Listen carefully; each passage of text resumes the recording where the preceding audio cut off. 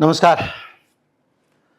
खबर तो आपने पढ़ ली होगी कि भारत और पाकिस्तान पीछे पीछे दरवाजे से उन्होंने बातचीत करनी शुरू कर दी है।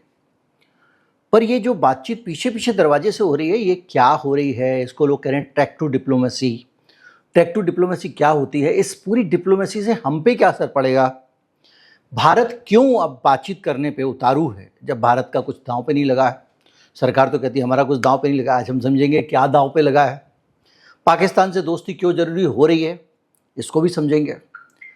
और बहुत सारी चीज़ें जो अभी तक शायद आपको स्पष्ट ना हो, उनको साफ करने की भी कोशिश करेंगे। मैं हूं गिरिजेश वशिष्ठ, आप देख रहे हैं नॉकिंग न्यूज़ का यूट्यूब चैनल।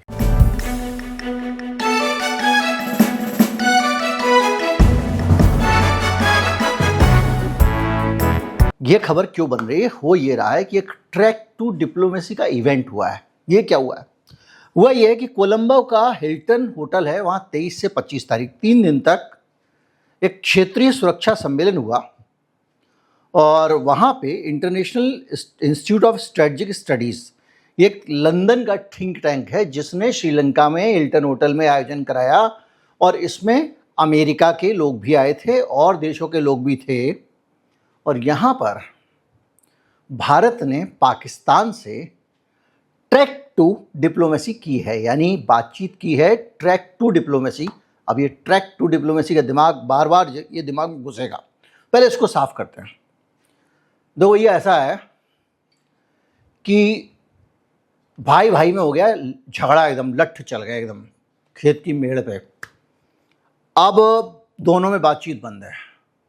वो कह रहा ये मेरे हाथ लग गया तो उसको मारूंगा, वो कह रहा ये मेरे हाथ लग गया तो उसको मारूंगा। इसने मेरे घर में घुस के मेरे बंदे पे हाथ उठाया तो कैसे उठाया, पहलगाम किया तो कैसे किया, और तूने वापस में सीधे मेरे ऊपर इल्जाम कैसे लगाया, ऑपरेशन सिंदूर कैसे किया। इस तरह से दो भाइयों में चल रहा है भयंकर झगड़ा। अब झगड़ा चल रहा है, लोग कह रहे हैं भैया किसी तरह से बातचीत करके मामला खत्म किया जाए। अब झगड़े के बीच में एक दूसरे से अटकी पड़ रही है, काम पड़ रहा है, नुकसान हो रहा है, पर बातचीत नहीं कर सकते क्योंकि दोनों आमने सामने खड़े होकर बातचीत करेंगे तो अपनी जनता को क्या मुंह दिखाएंगे। दोनों ने अपनी जनता के सामने, अपने रिश्तेदारों में, नातेदारों में, दोनों भाई ने कह दिया कि देखो भैया चाहे जो कुछ हो जाए, अब मैं इसको छोड़ूंगा नहीं। वो भी कह रहा चाहे कुछ हो जाए मैं छोड़ूंगा। ही चंबल टाइप की दुश्मनी। अब इस दुश्मनी के बीच का रास्ता क्या निकले? तो आप देखते होंगे कि 4 रिश्तेदार कहीं बैठे हैं चारपाई पे, 3 रिश्तेदार मेरे जानने वाले, 4 रिश्तेदार उनके जानने वाले। कहना भैया कब तक झगड़ा चलेगा, ख़त्म करो। बोले ख़त्म नहीं होगा। बोले नहीं होगा। देखो, अगर तुम जो है ना ये मान जाओ ना कि वहाँ खेत के वहाँ से उस जगह तक मेड़ पे नहीं चलोगे तो मेरे ख्याल से ख़त्म हो जाएगा। तो दूसरा भाई कहता है कि ऐसा है कि ठीक है तुम मेड़ पे ये करो तो वहाँ पर जो है उतनी फसल नहीं काटो तो हो जाएगा। मतलब कुछ ना कुछ इन दोनों के झगड़े को सुलझाने के कुछ रास्ते निकाले जा रहे होते हैं। कौन निकाल रहे होते हैं? ऐसे लोग निकाल रहे होते हैं जिनकी नाक नहीं और मूछ नहीं है, मतलब जिनकी कोई इज्जत बेइज्जती नहीं होनी है। ये अपने अलग काम कर रहे हैं, किसी देश को आपस में बात नहीं करनी, क्योंकि दोनों का ईगो इस वक्त हाई है। पाकिस्तान बात करेगा खुद से, खबर बनेगी, फिर कूटेंगे भक्त। भारत बात करेगा तो भक्त कूटेंगे, पाकिस्तान बात करेगा तो वहाँ के कट्टरपंथी कूटेंगे। तो क्या करें? तो ट्रैक टू डिप्लोमेसी एक ऐसी डिप्लोमेसी है जिस डिप्लोमेसी में सीधे सरकारें या सरकारों के प्रतिनिधि बातचीत में शामिल नहीं होते हैं। यानी ना तो ये सेना आपस में बात कर रही है, ना पॉलिटिशियंस आपस में बात कर रहे हैं, ना सरकार की तरफ से अधिकारी बात कर रहे हैं, दोनों तरफ से। फिर क्या हो रहा है? फिर ये हो रहा है कि कुछ उधर के समझदार लोग 4 जने, कुछ इधर के 4 समझदार लोग बैठ के बातचीत कर रहे हैं। कहाँ पे? हिल्टन होटल कोलंबो में। तो भारत की तरफ से कौन गए थे? राम माधव, इंडिया फाउंडेशन के बड़े भारी डिप्लोमेट हैं। मणिपुर का तो आपको पता ही क्या किया उन्होंने। कश्मीर में भी उनके ऊपर आरोप लगे थे। जो दिवंगत उस वक़्त के उपराज्यपाल थे, उन्होंने कुछ आरोप लगाए थे। पूर्व सेना प्रमुख जनरल नरवणे, वही वाले हैं जो आपको याद है पिछले दिनों जिन्होंने ये कहा था कि मोदी जी ने कहा कि कोई फैसला ही नहीं ले रहा था, चीन की सेना घुसी चली आ रही थी, और उन्होंने कहा अपने आप समझ लो जो ठीक लगे। और पूर्व राजनयिक हैं रुचि घनश्याम, ये डिप्लोमेट हैं। ये 3 लोग भारत की तरफ से, और पाकिस्तान की तरफ से वहाँ की जो डीजी साउथ एशिया हैं विदेश मंत्रालय के सज्जाद हैदर खान, शेरी रहमान और retired major general Isfandiyar Ali Khan Pataudi, पूर्व आईएसआई अधिकारी। अब देखो, 3 उनके हो गए, 3 हमारे यहाँ हो गए। हमारा एक डिप्लोमेट, एक आपका सेना का आदमी और एक ठो हमारा तीसरा आरएसएस का आदमी। उधर से तीनों, आरएसएस का इंडिया फाउंडेशन बनाया हुआ है इन्होंने, ये उसके चीफ है राम माधव। बड़े फाउंडेशन बने इस बीच में, सरकार को बहुत सारी जो कान भरते हैं ना, सरकार के तरह तरह की सलाह देते हैं वो लोग हैं। उधर से आईएसआई वाला है इनकी जगह पे, वहाँ पर भी डिप्लोमेट हैं और साउथ डीजे हैं। अब ये क्या हो रहा है कि इसको ये कह रहा है कि इस बातचीत के बीच में ये कहा जा रहा है नहीं, हमने तो कोई डायरेक्ट डिप्लोमेसी नहीं की। राम माधव ने साफ मना कर दिया, क्योंकि अगर कहेंगे तो फिर जवाब देना पड़ेगा। तो राम माधव की तो कोई जवाबदेही नहीं है, तो सरकार की तरफ से वो कुछ भी कह के बच सकते हैं। उन्होंने कहा ऐसा कुछ नहीं हुआ, क्योंकि ये तो सम्मेलन था, इसमें तो और भी देश आए थे वगैरह वगैरह। लेकिन जिन लोगों को नहीं पता, उनको बता दूं कि इस तरह के जो सम्मेलन होते हैं उनके साइडलाइंस में बातचीत होती है। अब साइडलाइंस क्या होती है? साइडलाइंस ये होती है कि भैया ऐसा हो रहा है कि शादी चल रही है, मंच पे दूल्हा दुल्हन बैठे हुए हैं और फूफा और चाचा दोनों टेंट से बाहर निकल गए, लड़की वाले के फूफा और लड़के के चाचा, और वो बाहर निकल गए और वहाँ बात करें, देख भाई ये बताओ ये जो चल रहा है अंदर ऐसा ऐसा, ये फेरे 7 पड़ रहे हैं, हमारी तरफ तो बाईं तरफ से लड़का घूमता है ना। तो ये जो वहाँ से निकल के उस आयोजन के बीच में अलग से बैठ जाते हैं लोग और चर्चा करते हैं, ये कहलाती है उसके साथ में साइडलाइंस पे। किसी भी, जैसे ये यहाँ पे इंडिया टुडे कंक्लेव, इतने सारे जो होते हैं ना हर साल मीडिया के कंक्लेव, क्या होता है इवेंट्स में, वहाँ भाषण देते हैं चले जाते हैं, लेकिन ना, वहाँ साइडलाइंस में अलग से जगह होती है जहाँ पर बैठ के एक दूसरे से कुछ कुछ रकमा करते हैं लोग, और उसके बीच में से कुछ रास्ते निकालते हैं, बातचीत करते हैं, डील करते हैं। तो जो ये कराते हैं ना हर साल, रिलायंस वालों का एक फाउंडेशन है, उसमें दुनिया भर के नेताओं को बुलाते हो, केवल भाषण देने नहीं आ रहे हैं, भाषण देने सुनने से कुछ नहीं बदलता है। ये थिंक टैंक लोग जो हैं ये आपस में लोगों को मिलाते हैं और उनके बीच में सेटिंग वेटिंग करा देते हैं। सेटिंग से आप वाली सेटिंग का भी उदाहरण ले सकते हो। बहरहाल की शादी में आई थी और इधर से ये भी शादी में आए थे, अब उधर शादी हो रही है तो कहेंगे हम तो शादी में गए थे ना, शादी के साथ में साइडलाइंस पे कुछ और ऐसा चल रहा है जो दोनों को खुशी दे रहा है। खैर, अब ये जो कहानी है इसी तरह का कुछ और ऐसा चल रहा है जो खुशी दे रहा है। यानी वहाँ पर ये तीनों दोनों तरफ के 3 मिल के बात कर रहे थे कि भारत को और पाकिस्तान को आगे कैसे नज़दीक आना चाहिए। क्यों? क्योंकि इन दोनों का जब झगड़ा हुआ ना, लठ चला, दोनों के बीच में, भाइयों के बीच में झगड़ा हुआ, या समझ लीजिए मियाँ बीवी के तलाक का सीन बना, तो बीच में दूसरे लोग घुसने शुरू हो गए।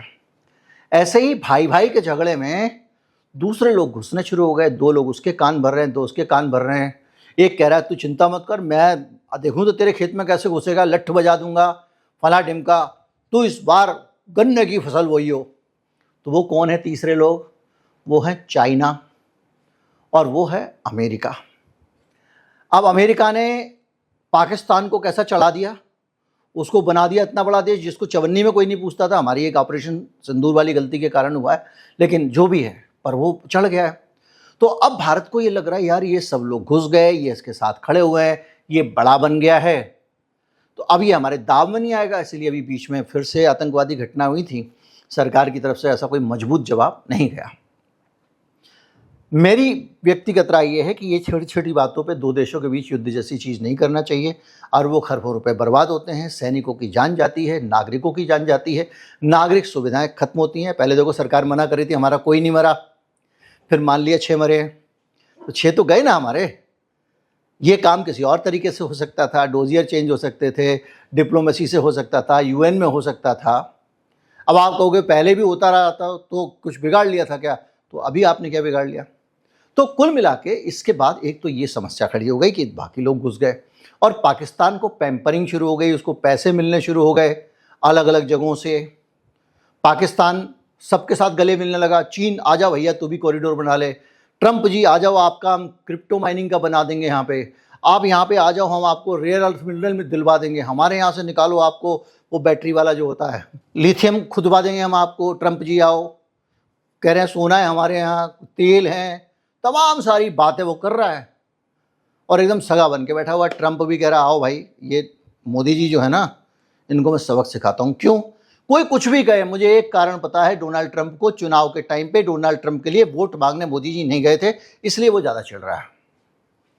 इनको लग रहा था वो हार जाएगा, तो ये बाइडेन से मिलकर लौट आए थे। जो भी हो, तो इस पूरी चीज़ के बीच में एक समस्या तो ये है।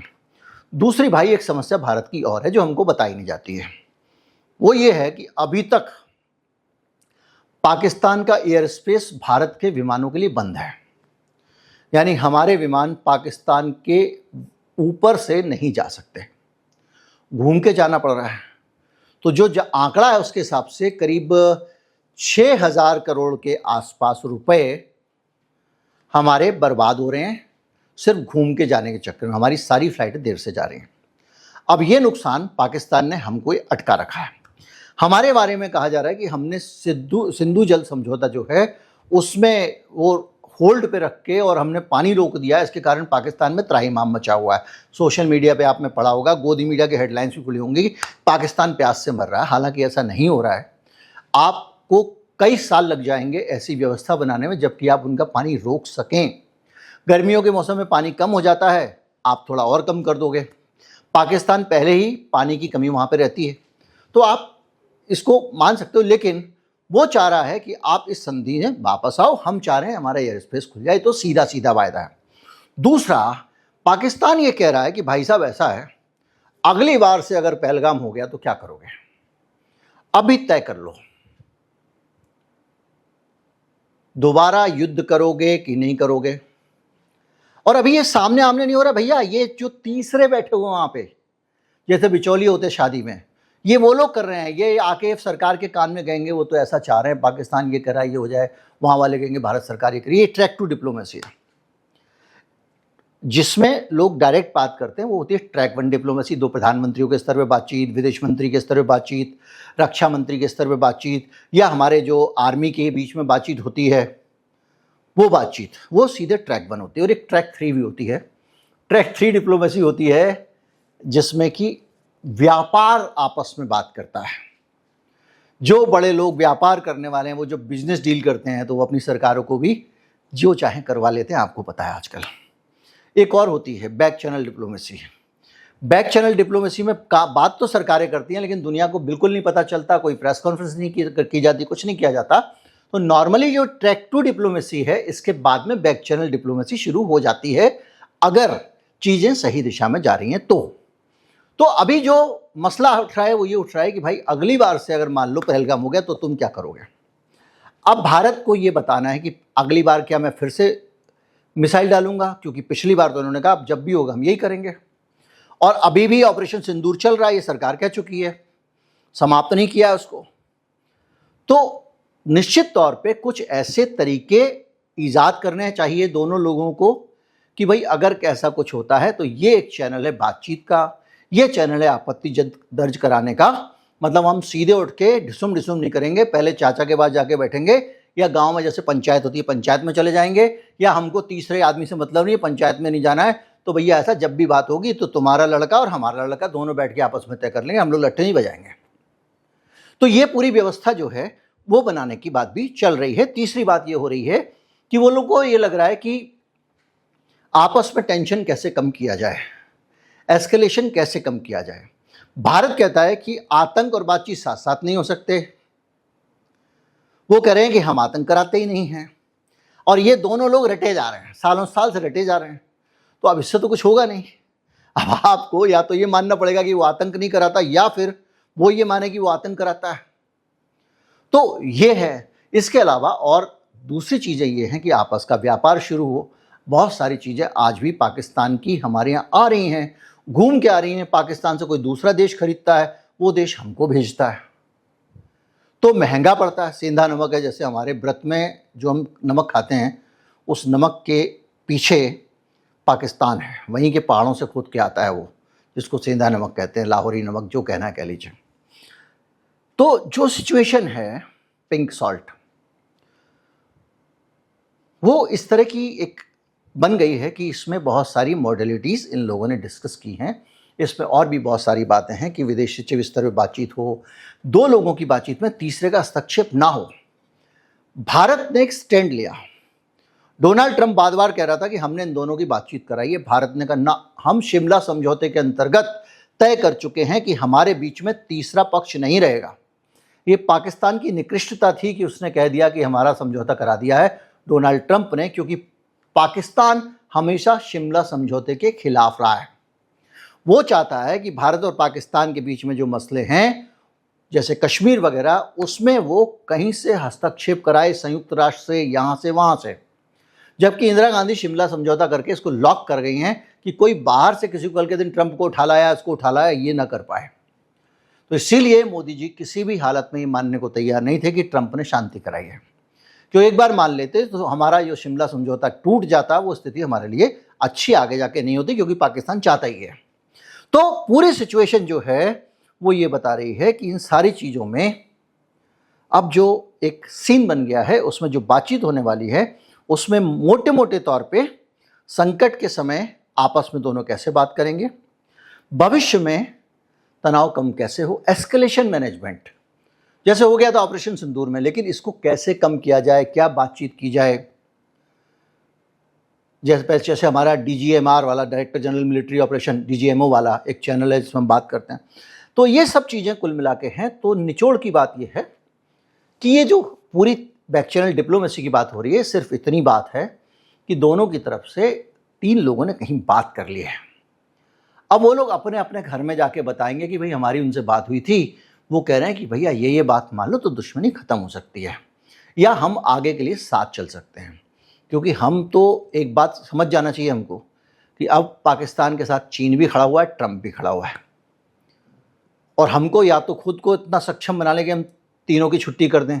वो हमसे होता नहीं है, क्योंकि हम अमेरिका को लुभाने में लगे रहते हैं। हमारी पूरी कोशिश रहती है, और ये बताया जा रहा है कि ये जो डिप्लोमेसी है, ये भी ट्रैक टू डिप्लोमेसी अमेरिका के कहने पर ये इसके लिए तैयार हुए हैं।